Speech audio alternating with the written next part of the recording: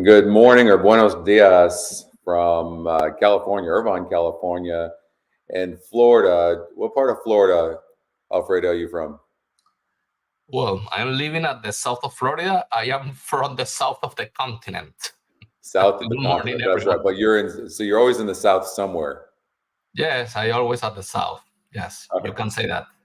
So Alfredo and I are doing Ringside with Scotty and Alfredo. That's Alfredo Alfonso. I'm Scotty McKeever, and we're covering 5 races each. And it could be a long shot, could be in the money, could be anything you want. And we're going to give you hopefully winners and long shots. And we're just going to give you 5 horses each. And then Alfredo and I, he's going to owe me coffee or something after I kick his ass. You were lucky.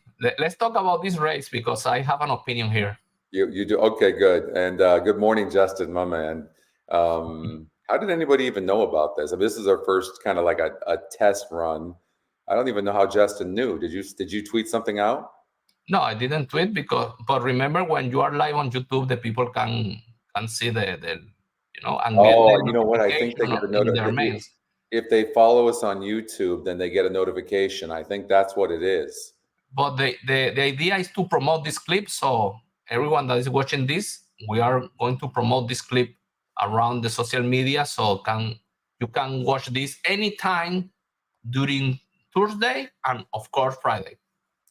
All right, so yeah, we just did a show and taped a show in Spanish, and my Spanish was pretty damn good. Yeah, we can What do you say that. think? That's it? Yes. You're gonna No, leave I it don't know. at I don't know. I don't want to be mean. Someone, give me that advice. Don't be mean. that? It's buenos dias. Man, already starting off. It's early in the morning. We're already getting, mean people. Wow. All right. So let's do this. We got race number 4 here, praiseworthy. And this horse has just such a big pace number, 46%, 3-2 EquinEdge morning line.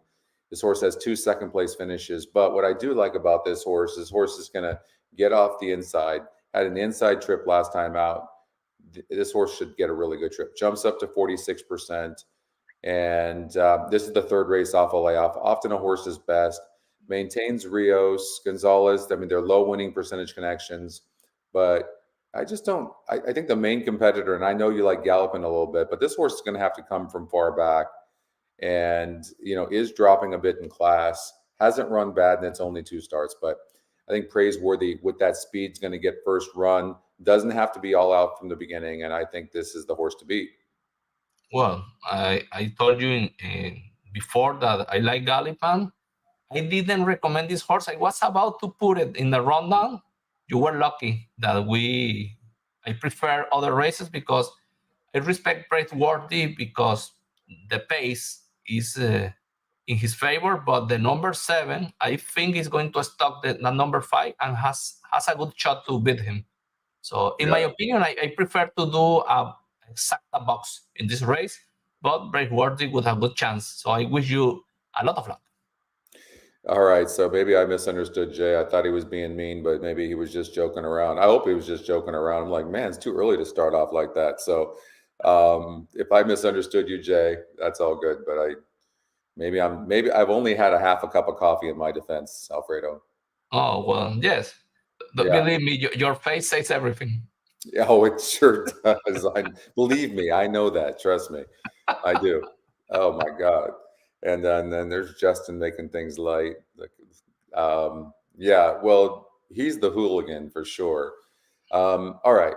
So if we look at the horse's past performances, this horse, you can see last couple of races it faced a 48 group and a 52 on the SOR. Today's a 42. So the 5 is facing much, much better. Much better, right? So yeah, I think this is the horse to beat. I understand why you like Gallopin, and the horse is probably going to finish, and I can't remember. I think Justin likes on the synthetic horses to come from behind. You know, um, Smart guy. So, but we'll see what happens. But that's a big pace advantage, and the horse hits a really good trip, and there's no speed to the horses outside. So this horse should be really tough to beat today. So, okay, so we're going to go on to race number 5 from Gulfstream Park. So maybe we have a daily double here with your horse, Gone Nuts, the 4 horse. Yes, let's Yeah. wait for the screen to refresh. Yeah. So Go Nuts is a horse that I like a lot in the race number 5. Unfortunately, remember these races are for Friday. Friday, October 13th is for Yeah. Friday, this race. I was explaining that Go Nuts is going to sit behind the speed of no deliberation. I think if you see this SOR, Go Nuts is 5 points over no deliberation. Is a winner at the distance. As a good GSR is the top GSR with the number 5. So I really think the number 5 is going to stock in the morning line 5-1, in the EquinEdge morning line 3-1. So I think no deliberation will do the first part of his act, but in the second part, Go Nuts is going to rush over him and is going to beat him. So I really, really like Go Nuts. It could be a cold single. If you prefer to cover your bets, maybe you can use also the number 8 or the number 7 that is an enemy. The number 7 has a good chance also to sit behind the speed. If you show the number 7, you will see that he likes to stock as well. And he won in the previous to last race, and in the last race he finished second. But I think the number 4 is a little bit more competitive than the number 7, and that is the reason that I picked him on over the number 7. So I like a 4-7-8, but the 4 I think is going to win a cold single in this race, Scotty. Yeah, and this 4 horse, but it's coming off a layoff in June, but this horse isn't the best breaker in the world, but if you look to see what it did against this competition, But check the workouts. And the workouts seem good. But this horse faced a 58 group last time out. Yeah. In June. And so now it's getting back to a 48 group. So it's with its friends right now. Good connections. It's a positive sign. I think that Gonzalez comes back. And I would agree with you. I think this is the horse to beat. You're going to have to catch no deliberation, but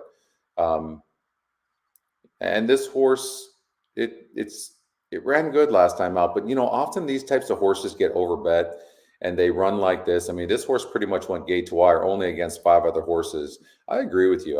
I think this 4 horse has a really big look. And when you look at horses like the 9 and the 2, it looks like you can cross these horses off. I think that the 4 horse is going to get a good trip. And I like the fact that this horse is tactical. It's important because the horse can get first run. So I think the 1 horse, Eternal Flame, is the one you're going to have to hold off in the end. Also, as far as turf goes, Justin, I'm pretty sure it's sometime in December is when the turf course comes back. Yes, the turf is coming back to Gulfstream on December because the championship need to start December 1st. So that is the date that we will have turf again at Gulfstream. Yeah, that's good. All right, where are we going to go next? So we got me now, and we're going to go to Belmont race number 6. And let's see, Belmont race number 6. So I really like Midnight Council, top EquinEdge pick. You can see the win percentages are wide open, spread wide open. This horse has a nice GSR, but what I look at this horse, was bet to 6-5 in his first start. Ortiz, Brown, I think this horse is going to run a good race. I think it's actually, this horse has some talent, broke 10th. And then, of course, Camacho didn't kill this horse in the end. You can see, and the fact that Camacho, was above that horse, aboard that horse, over at Monmouth Park, I think that says a lot. Camacho having a really good year, and now Ortiz jumping on, I think says a lot as well, because he could ride anybody, meaning Ortiz, that he wants, but he gets here, and I think this horse, has some talent actually. I think the 9's gone in here, and I think some of the main contenders in here are going to get scratched. So. Midnight Council is a horse I like. What do you think of this horse? Do you like this horse at all? Yes, I like him. And if you see the money line of EquinEdge, 6-1 to 3-1, a solid GSR. Omaha Beach is the stallion. The pace, I think, is is going to improve for this race because he's 38, because in his first start, maybe he was so slow at the beginning, but maybe today, tomorrow, Friday, we're talking about Friday, sorry. On Friday, he's going to be stalking the race from closer. He's going to be likely the winner in this race. So maybe if he pays 3-1, it's going to be very good if you bet that horse to win. And also you can use this horse in your multi-races bet. Yeah, you can definitely, like, I would imagine you can key this horse in the first, second, and third spots if you wanted to. I think this horse is going to go off as the big favorite. Actually, I think you're going to get 2-1, 8-5. I think he's going to get bet down. I think he's the real deal in the race. An interesting horse though that should be mentioned is this really this first time starter with a really nice GSR.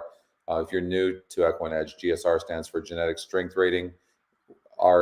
This algorithm goes back 3 generations of family, cousins, aunts, you name it, to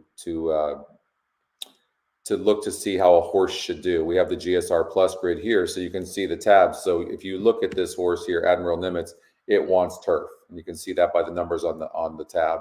And then you can sort based on distance, and you can see not only is the horse got a good number on the turf tab, 73, compared to the other ones, anyways. For Todd Pletcher, you can see 8.5 furlongs is the top number. So I don't love the post position, but I think you should at least look at that horse carefully, because this is a horse we don't know much about. So yes, and Javier is having a good year, but yes, Irad picked the other horse, the number 9. So the number 9 is the horse to beat, as you said before. The number 12, I expect a good run, but probably the number 9 is going to be the winner. Yeah, meaning what you're saying is that Irad probably has first call with Pletcher, and he didn't. But look, you can see with Castellano, I mean, the jockey trainer combination with him and Pletcher are 26%. So yes, but who knows the situation there? But you might want to just be careful there. All right, we're going to get out to Keeneland, race number 6. You like a horse named Dreamkeeper. Again, this is for Friday's races. Okay, this is Thursday morning. We're filming this, and so we're talking about Friday. So we're going to get out to Keeneland, race number 6. All right, Keeneland, race number 6. And if you order the race by pace, if you see it's a tough race, and the number 11 has only 5% to win, but check the EquinEdge money line 9-2. And it's coming from 10-1 in the money line. He has enough GSR to try to beat this field. And if you check the past performances of the number 11, you will see that this horse has the speed to wear the field. In the last race, he didn't run well, but if you check previous appearances of this horse, he has the ability. This is a super saver, and usually this stallion produces these kind of horses that likes to go to the lead, and if he controls the pace, and apparently he will have a chance to do it. And Telefort Tucker, the number 3, for example, is a slow horse, a huge bigly. The number 2 is also a slow horse, and they're coming to run from turf. The number 3 is running better races on turf, and the number 2 is likely maybe the second pick of EquinEdge is the main danger. But I think Dreamkeeper could win this race and pay very well. And the jockey trainer combo, Alex Achar and Cowens, has a high hit rate. If you check the jockey combo, you will see that it's 23%, I think. Really good connections here for sure. I'm obviously rooting for you, but I don't love this horse. I mean, this horse just keeps on dropping big time. It was claimed for 62,500 just 3 races ago, and now is in for 16,000. And you can see the last couple of races, the competition was a 56 SOR. Today is a 56 SOR. Draws that outside post, which means the horse is going to have to be sent hard from that outside post. Clearly has some issues, and the 7-horse Populist is going to be pushing. That horse's style is to be on the lead and might have an advantage getting the lead. Has plenty of good class there. I think I hope the 11 clears for sure, but I think you could be in trouble. And this would set it up for a horse that's going to be sitting like in third or fourth. So who would be sitting in a garden spot?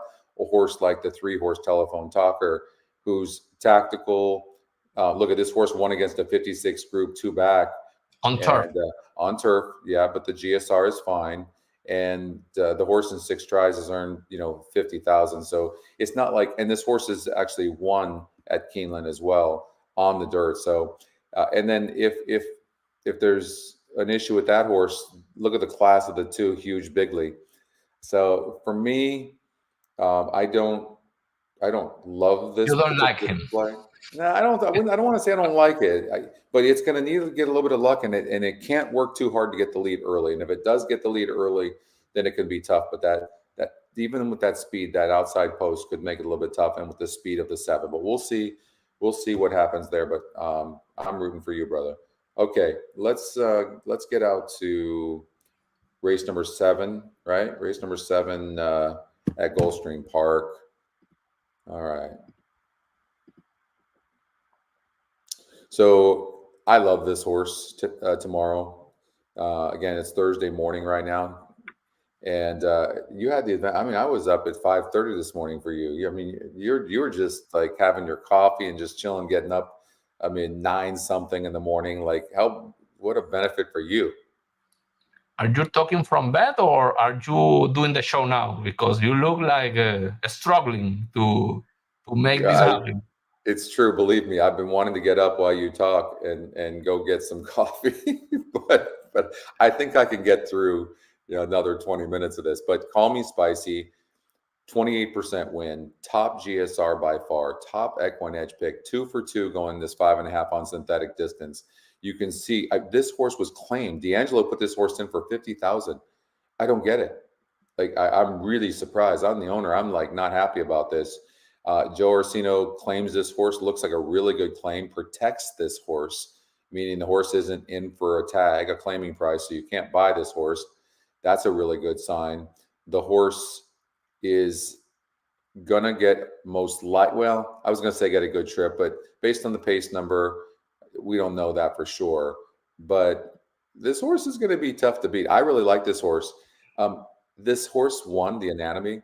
If for whatever reason, I think 6 wins this race, and I think it's a single. But if it doesn't get a good trip, then this is the horse you want to look at. But this horse draws the rail as well, and so if they both have a bad trip, good luck. I mean, this race is wide open.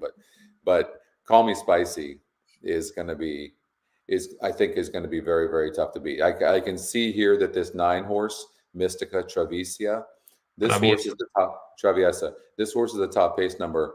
But Call Me Spicy just spanked this horse last time out on 9-1. It wasn't this horse. A couple of others in here. It faced Ganesh, I think, too. Yeah, and Ganesh didn't run a lick. And this one had a pretty easy lead and then just stopped. So, but I will say this: you can see I am looking here. The horse did break from the rail. It did have an easy lead here and then gave it up late. I still think if the 6 gets a good trip, the 6 is gone, should beat it. But I guess you can make a case for the 9 horse if the 9 clears. Maybe you could see a different outcome. 3rd race off the layoff. No, if you check, she's doing the same at every surface. In the final stretch, she weakens. I don't know. That's what I see. The number 9 is not holding the lead at the end. She's not holding. She will be, allowing the closers. The number 6 is probably likely the winner, but D'Angelo, that was the previous trainer of Call Me Spicy, has Anatomy here. And Anatomy, you were saying, is a danger. She's running very well against this level, and if you see, she has more speed than the 6. She's able to stop the pace from very close, and maybe that is going to be the difference. So this race between the number 6 and the number 1 depends on the on the trip and the jockey strategy. Who gets the trip? Exactly. Yeah, who gets the trip? I agree with you. This one is a player in here, and it's interesting that D'Angelo had the 6, puts the horse in for a claiming price, but the 1 horse is, he protects the 1 horse. That's very, very interesting. Maybe, he obviously knows something maybe that we don't know, but the 1 is a player in here to be sure. I don't know, maybe I still think the 6 gets a good trip. I think the 6 is better. Obviously the post of the 6 is much better. And they pretty much are the same speed. Let's see, who's a better breaker? So the 1 is a fantastic breaker and the 6 horse is okay as well. Based on this though, it's hard to say who's going to get the best trip because it's such a full field of horses. And you've got the 3 horse that's going to be up near the lead, the 5 horse, of course, the 9, even the 2 horse, which could make it tough for the 1 a little bit because you can see the 2's kind of fast, the 3's kind of fast, which means the 1 might not get a good trip, Alfredo. The 1, yeah, and I think I agree with Justin. I think that the 6 horse, Call Me Spicy, might get a good trip. 2 for 2 at the surface and distance as well. So. I prefer to use both if you are doing a multi-race ticket or exacta box to feel comfortable because the number 1 is too dangerous and the number 2, if you check, she's losing speed because now she's a 6-year-old, 52 to 11. She's getting tired in her campaign. So. But yeah. The number 2 is going to run well, but not good enough to beat the number 6 or the number 1. For me, it's very difficult to decide between the 6 and 1, so I prefer both. Well, I can understand that, but sometimes you need a single so you can spread in some of the other legs. I still think the 6 is a single. I think based on what's happening here on the inside, you've got 4 horses that are pretty fast, even the 7 horse. That means the 1's going to get trapped to the rail. The more we talk about this, I think the 6 is going to be ultra tough in the race. This 10 horse Justin's asking about, this is the EquinEdge long shot, second off the layoff. It appears that the extra distance would help this horse, but the GSR does go down. And but this horse 2 and 3 races back really ran good races. So this is a tough one. The horse has super good form. You have to expect that this horse is going to improve for Orsino. Camacho's aboard. The EquinEdge long shot is not a bad play. Not a bad play either. I think we're looking. I really do think it's these 3 horses. The EquinEdge picks the 6, 1, and 10. Who gets the best trip? I think the 10's a fair long shot. But I agree with you on the 2. I think the 2's okay. Draws inside as well. I think the 6 gets the best trip. So I'm sticking with the 6, Call Me Spicy. In fact, I'm going to play it. Let's wait until Friday and we will know. Yeah, well, I'm going to play it. I'm going to single that horse in all the exotics. All right. So we talked about that race long enough. Let's get out to you. You got Keeneland race number 7, EquinEgde. And let's see what the story of this horse is. So EquinEgde's the top pace number. Wow, by 24 points. Has 3 wins and 4 tries. Yeah, I mean, I can see why you would like this horse. And the top win percentage is only 18% in the race. So 8% is not bad. Yes, because I was checking on Fuerteventura, number 2, but that horse is attractive also. He's the second pick, but he's coming from behind. And what I like from EquinEgde is the speed. And he's running, breaking from the rail. So if he is able to take the lead at the beginning and establish a comfortable pace, it's going to be very difficult to outrun him. So I think EquinEgde is likely the winner. If you check the number 1, the past performances, and Jockey Machado have run that horse in the past. So he won the race. Machado's been on for the last 5 races, 6 races. If you check the last race, was very similar to this one. He broke well first. He took the lead. He wired the field. So he is very fit now. When he has issues is when he's not able, to take the lead. But apparently in this group, he is able to do that. And I know that there are stronger horses here, like Team Vega, the number 8, and the mentioned Fuerteventura, the 15 is also eligible. So, but they are slow horses. So if Accredit has a good break and takes the lead, he has a good chance to win wire to wire. Maybe you can use him not as a single, but use him in your exotics.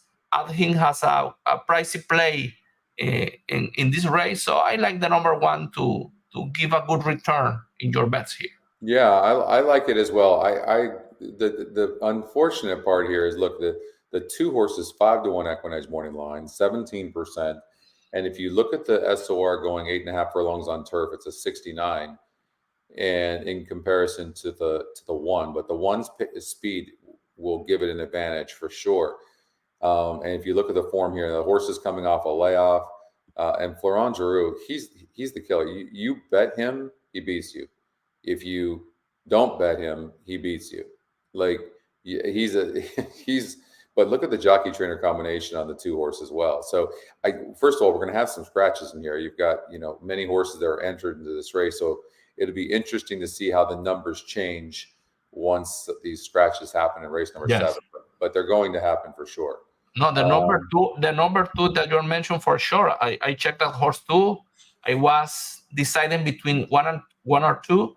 I prefer the one because the speed, but the two has a really good chance to win the race too. So if you want to do exotics, maybe you can use both horses in box with other horses that you like. And if you are doing multi-racing bets, Accredit and Fuerteventura, the number 2 are good choices. I like a bit more the number 1 because the speed. Understandable. All right, so that covers you in race number 7 here at Keeneland. All right, we're going to get out to Woodbine race number 4, where I have a horse that I like. And I like Loaded Dixon, if we can get the page to load. There it is. Okay, the 9-horse top EquinEdge pick, back on synthetic, went on the turf last time out. I don't understand why they did that, but they're probably, not using the GSRs anyways, so they wouldn't know. But this horse is facing similar competition throughout the last race on the turf. You can see the GSR drops, now goes up 9 points, also jumps up to 28% win. I just think this horse is going to get a very, very nice trip sitting behind the 4-horse. The horse is tactical, 1 for 1, going 7 furlongs on the synthetic. You can see that right here. Has a very good GSR. In fact, it's the top GSR by a little bit. And 5-2 EquinEdge morning line. We take a look here. You can see the horse won here from the rail.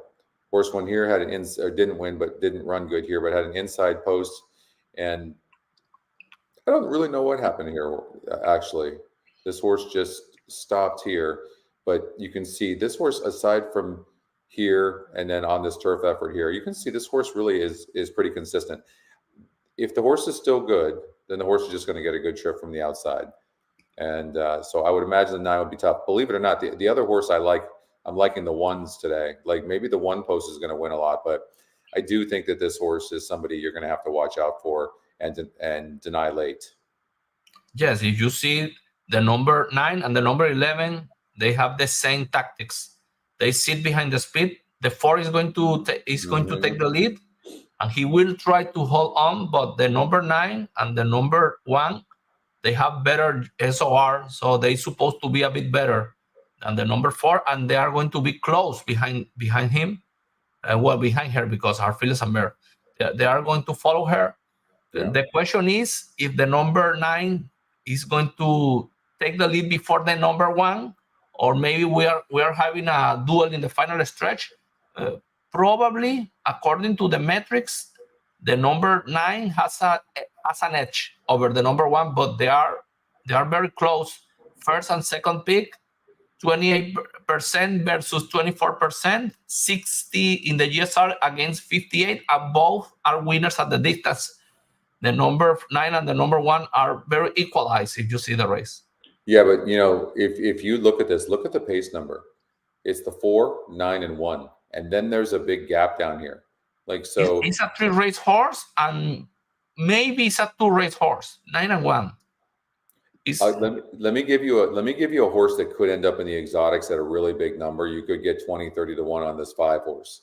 And it does have 2 wins and 4 tries going the surface and distance against a 52 average group, which is today. I don't think this horse can win this race, but the 5 Northern Ruby was interesting, but the 9 would love for the 1 to go early and rush up and duel with the 4 horse, because obviously we have the pace numbers, so we have the advantage of seeing who the fastest horse in the race is, but it'll be interesting to see what happens. But the one thing I do know for sure, if the 9 is okay, the 9 can sit and just react to whatever the 1 and 4 do.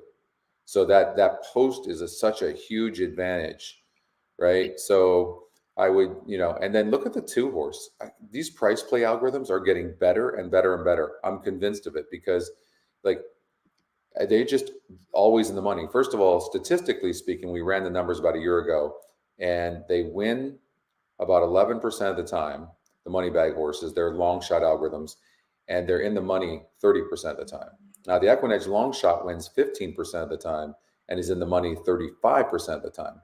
So that's why we preferred this long shot algorithm, the EE long shot. But these, it's hard to see. I don't know. This is not probably a horse that I would love, although it's got good form. When it did face a 52 group, it didn't run very good, but that was on the turf. So interesting horse here too. I don't think I would ever ignore fully when you see a price play. So something to think about. But I still think the 9 horse controls everything. Everything seems to be a go. Yes, because the number 1, as you said, the number 1 from that post is forced to go to the lead quickly. And maybe if the jockey does that, launch the horse at the beginning, he's going to face the number 4, and maybe the 9 is going to sit behind both and will take advantage. So the post position maybe will do the difference for the 9 against the number 1. The only thing, and we're spending a little bit too much time on this particular race, but I will say this: the jockey's looking at this horse, Camara, going, this horse, I need to be obviously on the lead with this horse. And if he does that, then the 1 horse, Sugar is Golden, just sets a perfect trip on the inside and saves ground. The 1 is not a horse you can really ignore here either. So anyway, something to think about there though, but I think we're looking at the 1 or the 9.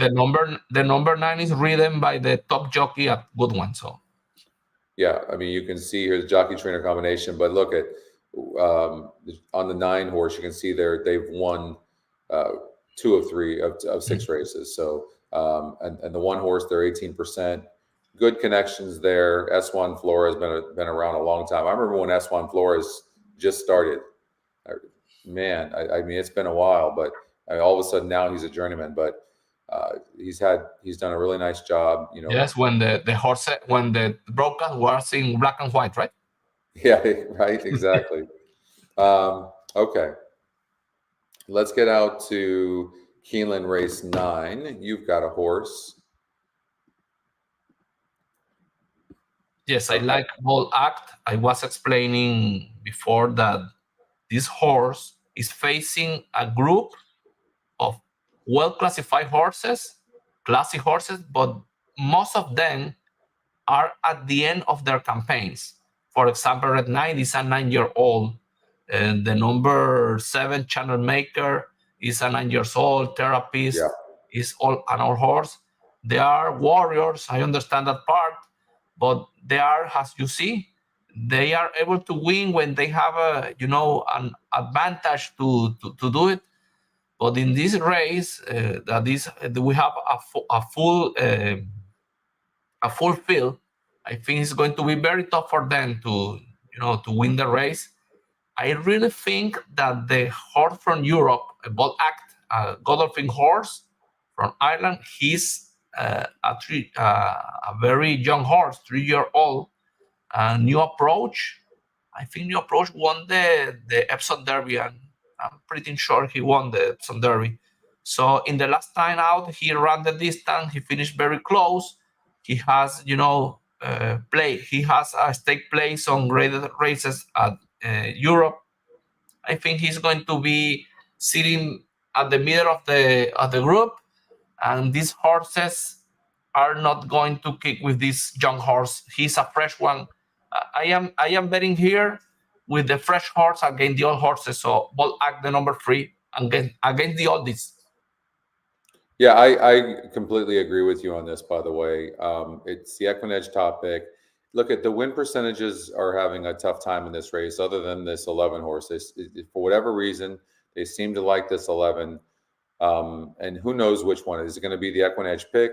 Is it going to be, these are different algorithms, right? So some would say, well, why is the horse only 5%? Sorry to interrupt you, but when I see this, there is a disagreement between the EquinEdge picks algorithm and the EquinEdge win percentage algorithm. There is a disagreement. So when this happens, I have explained this in the classes that I am doing on Wednesday now, and I'm doing now a show to try to reach more people. But what I explain is you have to decide what is the perspective, the angle that you are going to use. If you use the EquinEdge picks or you use the win percentage, the win percentage is very spread in this race. Yeah. And I prefer to use the perspective from the EquinEdge picks because I think the fresh horse, the young horse, is likely the winner. So I agree more with the EquinEdge picks in this race in particular. But as you said before, it depends on what you decide, the angle that you decide to use. For sure. There's many ways you can go. There's some really nice horses in here. You can see the GSRs. By the way, since we're on this race, Channel Maker has been unbelievable. You're a 9-year-old that has won over almost $4 million in a gelding, if you're wondering why they're still running him. But even in the last 6 months, this horse has had 5 races and earned $181,000. I mean, super impressive. And this is a grade 3 race. I mean, this horse just won a grade 2 race going gate to wire, 2 back. I do think this horse is better on the lead now. And, and that happens a lot of times too when some of these horses, when they get older. But I agree with you. The 3-year-old, I think Bold Act is the horse to beat in this race. And it's a really competitive grade 3, Justin. And there's some nice horses in here. Bold Act doesn't have a ton to beat, though. I mean, this is only a grade 3, and you can see, I mean, this horse got 3rd in a grade 2, 3rd in a grade 3, but I'm sure this horse is the horse to beat for sure. So, when one of your competitors is 9 years old, you have to think you got a shot, and so I think this horse is going to come out running here today. $300,000, nice purse here in the Sycamore Stakes. Okay. So we've got one more race each. I'm happy that we agree. Yeah, no, I'm always rooting for you anyways. Keeneland race 10. What? You are very condescending. Thank you. I am not being condescending whatsoever. I absolutely mean it. No, exactly, Justin. The 27% on the 11, we were just talking about that. 100% agree. Here's a horse for you. Yeah, it's got an average win percentage, but the system doesn't really love anybody. You can see sometimes, the race is just wide open, and sometimes people always say, well, which algorithm should I use? Well, they're different for each race. In here, if you go to past races, you could sort the win percentages, and like if you were to use just the 4, 10, and 5, right, then you are 65% to get through that race. That's the way you look at it, right? But look at the pace number on this horse. It's got a nice pace number. It's got 3 second-place finishes against better competition. So I think it's the class of the race. And throw out the last race. It was against a 66 group. The horse was only 2% to win. So throw that out. And Torres is a go-to for Diodoro. And they're 27% jockey trainer combination. So I think him jumping on says a lot. And if you look at the prior 2 races, a 58 and 60 group, I think Tiger Dad's the horse to beat. But I do think this race is wide open. I just really liked that pace. I think the fact that this horse is so fast, but is a little bit tactical as well. But this horse is sending. So I don't think I think we know what this horse is going to do. And look at the competition that he's got here as far as the pace goes. Is a horse that's got 5 wins. So I think this horse might show some speed. And then after that, so this horse could really, a Tiger Dad could have a 2 or 3 length lead early. if the 2-horse, who's an okay breaker, shows a little bit of speed. But yeah, I like Tiger Dad. Yes, he has a good chance to wear the field. The only doubt is the number 4, that some metrics are pointing the horse.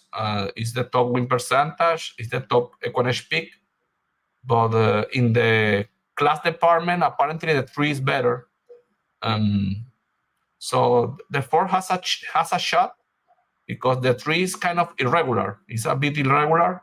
So if the number 4 is a more consistent horse, maybe he's going to make the difference, because he's going to stop and he will try to close at the end.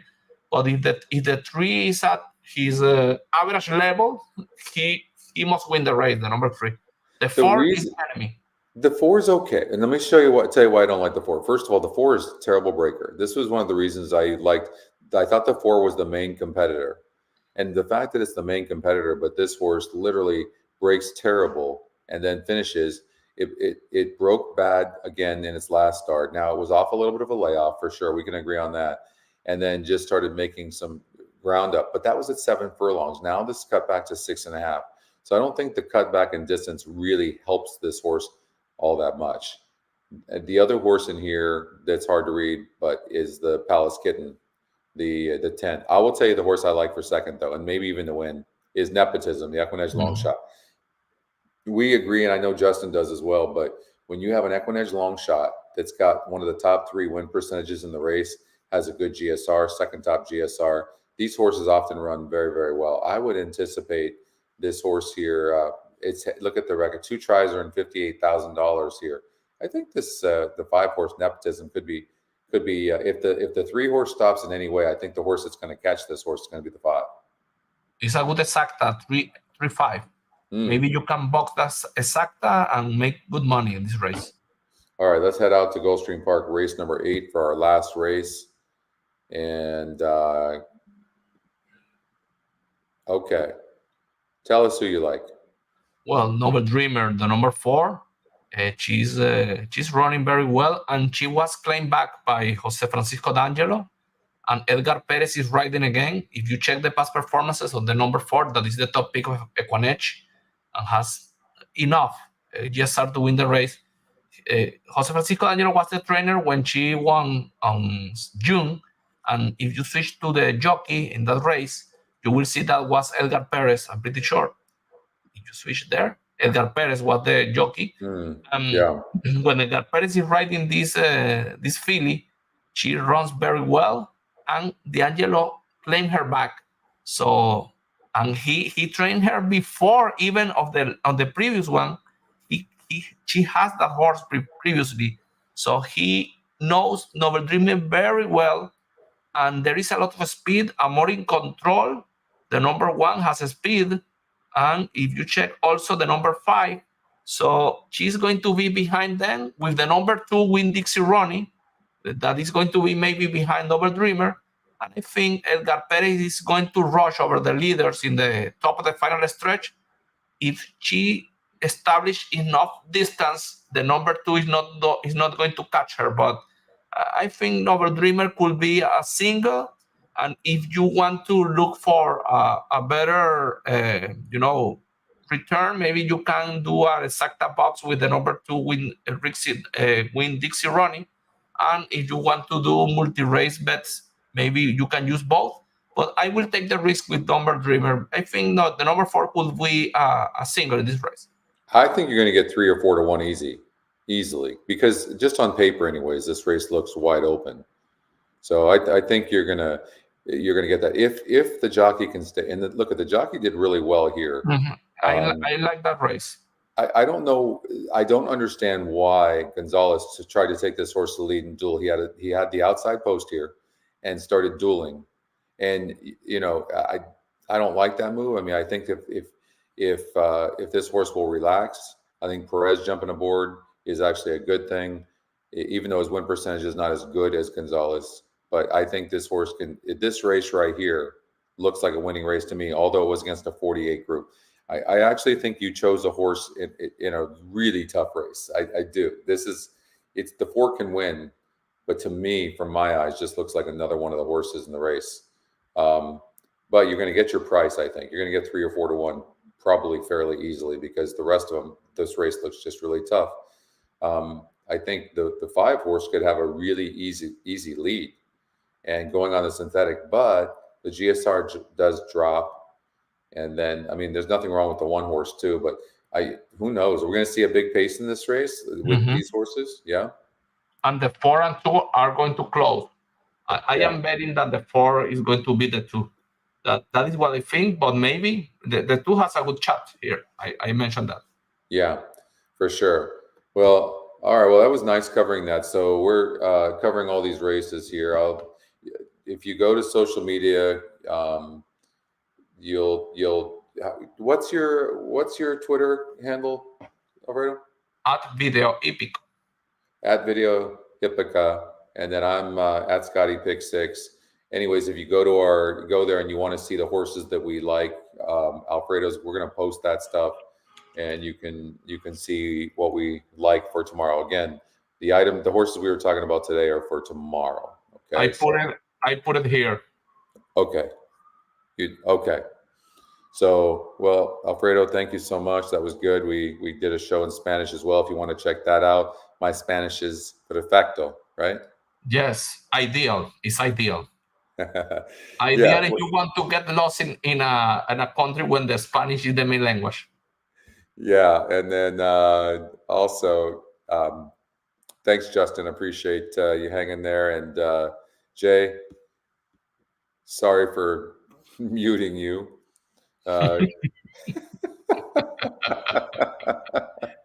Well, I wish you good luck. Hopefully, you are going to land maybe a couple of winners, and I will be very happy. And the others, if they don't win, at least to be hitting the board. Okay, yeah. Well, I'm rooting for you, honestly. But that being said, I just hope I have one more win than you. So I will say this: I do like my plays better than your plays today, and that's not always the case, by the way.